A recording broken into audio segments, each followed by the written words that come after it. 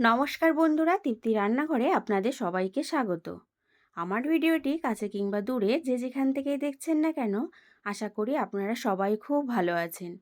আমি আজকে ধনেপাতা বাটা দিয়ে কাতলা মাছের রেসিপি বা ধনিয়া কাতলা রেসিপি নিয়ে কিন্তু হাজির হয়ে গেছি।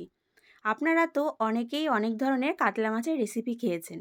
আজকে আমি যেভাবে রেসিপিটা তৈরি করব, এইভাবে একবার তৈরি করে খেয়ে দেখুন, আশা করি সবার কিন্তু খুব ভালো লাগবে। ভিডিওটি স্কিপ না করে পুরো ভিডিওটি কিন্তু আপনাদের কাছে দেখার অনুরোধ রইল।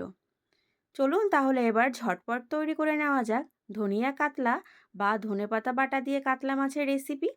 আমি এখানে কাতলা মাছ নিয়ে নিয়েছি। মাছগুলোকে ধুয়ে নিয়ে এসেছি ম্যারিনেট করার জন্য।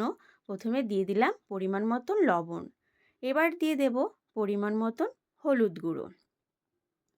আর দিয়ে দেব সামান্য একটু পরিমাণে লাল লঙ্কার গুঁড়ো। এটা কিন্তু ঝাল লাল লঙ্কার গুঁড়ো আমি ব্যবহার করেছি।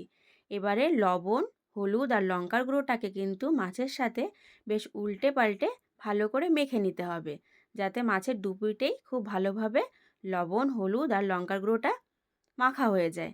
মাছগুলো মাখানো হয়ে গেছে, এবার আমি 5 মিনিট রেখে দেব। আমি এখানে কিছু মশলা নিয়ে নিয়েছি। পেঁয়াজ কুচিটা বাদে সব কিছুই কিন্তু আমি ভালো করে বেটে নেব। আর ঝালটা কিন্তু আপনারা আপনাদের স্বাদ অনুযায়ী কিন্তু কম বেশি করে নিতেই পারেন। আমি এখানে একটা মিক্সার জারের ভেতরে পেঁয়াজ বাদা সব কিছু দিয়ে দিয়েছি। আর দিয়ে দিলাম হাফ চামচ গোলমরিচের গুঁড়ো। এটা আমি কালো গোলমরিচ নিয়েছি। এবার ভালো করে না এটা পেস্ট করে নিতে হবে। পেস্ট করা কিন্তু আমার হয়ে গেছে। এদিকে আমি গ্যাস অন করে কড়াই বসিয়ে দিয়েছি। এবার কড়াইয়ের ভেতরে দিয়ে দেব পরিমাণ মতন সর্ষের তেল। এই রান্নাটা কিন্তু সর্ষের তেলে করলেই বেশি ভালো লাগে খেতে। তেলটাকে প্রথমে হাই ফ্লেমে কিন্তু খুব ভালো করে গরম করে নিতে হবে। তেলটা আমার গরম হয়ে গেছে, দেখুন ধোঁয়া উঠছে। আগে থেকে যে মাছগুলোকে আমি ম্যারিনেট করে রেখেছিলাম, সেই মাছগুলো আমি তেলের ভেতরে দিয়ে দেব। আমি কিন্তু এখানে প্রথমে 3 পিস মাছ দিয়েছি, আর বাকি 3 পিস মাছ পরে ভেজে নেব। মাছগুলোকে এবার হাই ফ্লেমে উল্টে পাল্টে ভালো করে ভেজে নেব। মাছগুলোর এক পিঠ ভাজা হয়ে গেছে। মাছগুলোকে আমি এবার উল্টে দেব। খুব সাবধানে উল্টে দিতে হবে, যাতে মাছগুলো ভেঙে না যায় আর তেলটা ছিটে গায়ে না আসে। মাছগুলোকে আমি উল্টে দিয়েছি। প্রথমে যেভাবে ভেজে নিয়েছি পিঠটা, এবার দ্বিতীয় পিঠটাও ঠিক সেইভাবে ভেজে নেব। মাছগুলোর দু পিঠই আমার কিন্তু ভাজা হয়ে গেছে। এবার ভালো করে তেল ছেঁকে মাছগুলোকে একটা পাত্রে তুলে নেব। বাকি তেলের ভেতরেই দিয়ে দেব বাকি মাছগুলো। আমার কিন্তু এখানে আর তেলের প্রয়োজন নেই। আপনাদের যদি প্রয়োজন হয় তবে কিন্তু অবশ্যই একটু তেল ব্যবহার করবেন। বাকি 3 পিস মাছ ছিল সেটাও আমার দেওয়া হয়ে গেছে। প্রথমে যেভাবে এই মাছগুলো হাই ফ্লেমে ভেজে নিয়েছি, ঠিক একইভাবে এই মাছ 3 পিসও ভেজে নেব। মাছগুলো কিন্তু উল্টে পাল্টে আমি ভেজে নিয়েছি। তার আগে কিন্তু অবশ্যই মাছগুলো তোলার আগে একটু গ্যাসের ফ্লেমটাকে লো ফ্লেমে করে দেবেন। মাছগুলো দেখুন দু পিঠই আমার ভাজা হয়ে গেছে। এবার ভালো করে তেল ছেঁকে মাছগুলো একটা পাত্রে আমি তুলে নেব। মাছগুলো কিন্তু আমার তোলা হয়ে গেছে। এখানে আমার আর তেলের কোনো প্রয়োজন নেই। ওই তেলের ভেতরে দিয়ে দেবো একটা শুকনো লঙ্কা। শুকনো লঙ্কাটা দেওয়ার আগে অবশ্যই কিন্তু গ্যাসের ফ্লেমটাকে একটু হাই ফ্লেমে করে নিতে হবে। এবার লঙ্কার কালারটা যখন চেঞ্জ হয়ে আসবে, তখন এর ভেতরে দিয়ে দেবো আমি পেঁয়াজ কুচি। পেঁয়াজ কুচিগুলো আমার দেওয়া হয়ে গেছে। এবার পেঁয়াজগুলোকে এমনভাবে ভেজে নেব যাতে পেঁয়াজগুলো পুড়ে না যায়। পেঁয়াজগুলোকে বেশ একটু হালকা সোনালি কালার করে কিন্তু ভেজে নেব। আর অবশ্যই কিন্তু পেঁয়াজগুলোকে নাড়াচাড়া করেই ভাজতে হবে, না হলে কিন্তু পেঁয়াজগুলো পুড়ে যেতে পারে। পেঁয়াজগুলো কিন্তু আমার ভাজা হয়ে গেছে। বেশ একটা হালকা সোনালি কালার চলে এসেছে। এবার গ্যাসের ফ্লেমটাকে আমি লো ফ্লেমে করে দিলাম। লো ফ্লেমে করে দিয়ে আগে যে মশলাটা আমি করে রেখেছিলাম, সেই মশলাটা আমি পেঁয়াজের ভেতরে দিয়ে দিলাম। দিয়ে দিলাম স্বাদ মতো লবণ। লবণটা কিন্তু যে যার স্বাদ অনুযায়ী ব্যবহার করবেন। আর দিয়ে দেব পরিমাণ মতন হলুদ গুঁড়ো। আর দিয়ে দেবো একদম ছোটো চামচের 1 চামচ কাশ্মীরি লঙ্কার গুঁড়ো। এটা সম্পূর্ণ আমি কালারের জন্য কিন্তু ব্যবহার করেছি। এবারে মশলাটাকে কিন্তু ভালো করে কষিয়ে নিতে হবে।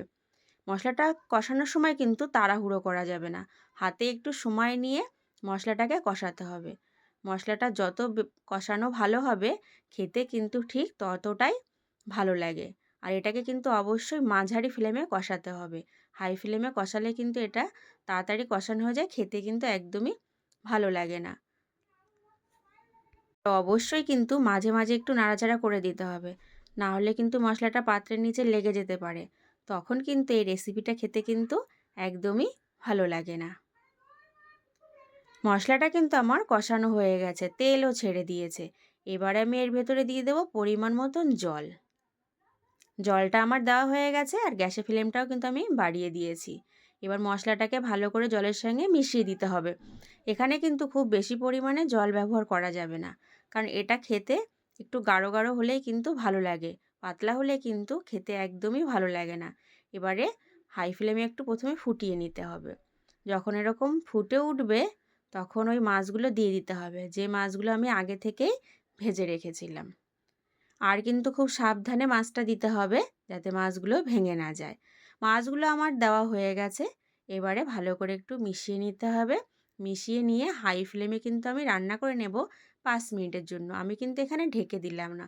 আপনাদের প্রয়োজন হলে আপনারা ঢেকে দিতেই পারেন। 5 মিনিট কিন্তু হয়ে গেছে আর আমি রান্না করব না। এবার গ্যাসের ফ্লেমটাকে কিন্তু আমি অফ করে দেবো, কারণ এটা ঠান্ডা হলে না আরও কিন্তু অনেকটাই গাঢ় হয়ে যাবে। আমার কিন্তু ধনেপাতা বাটা দিয়ে কাতলা মাছের রেসিপি বা ধনিয়া কাতলা রেসিপি কিন্তু পুরোপুরি তৈরি হয়ে গেছে। আপনাদের বাড়িতে যদি কোনো আত্মীয়স্বজন আসে, এই রেসিপিটা একবার করে খাওয়াবেন, আশা করি তারা কিন্তু সত্যি খুব খুশি হবে।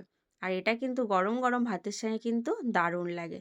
তাহলে আমি কী করে রেসিপিটা তৈরি করলাম সেটা তো আপনারা অবশ্যই লক্ষ্য করেছেন। আজকের রেসিপি কিন্তু তাহলে আমার এই পর্যন্তই। ভালো থাকবেন, সুস্থ থাকবেন। ধন্যবাদ।